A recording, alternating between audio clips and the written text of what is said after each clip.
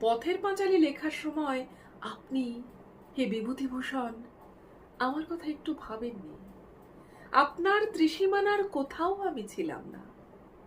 পরেই কাহিনী জমানোর স্বার্থে সমালোচকদের পরামর্শে পাঁচালীর পরবর্তী পর্যায়ে আমি এলাম।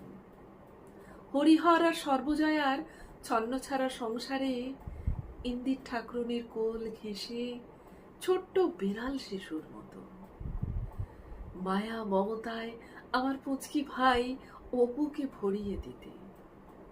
সে সময় দেশে খুব শিশু মৃত্যু ছিল, কন্যাদেরও সম্মান ছিল না।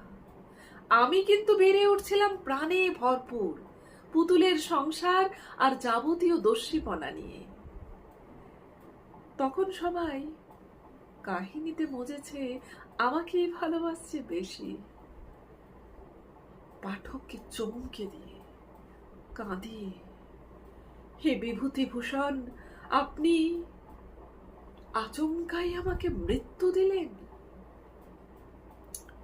বড় হয়ে দুর্গা ঠিক কিরকম হবে তা আপনি একটুও ভেবে উঠতে পারেননি। আপনার পথের পাঁচালী শুধু অপুরই পাঁচালী।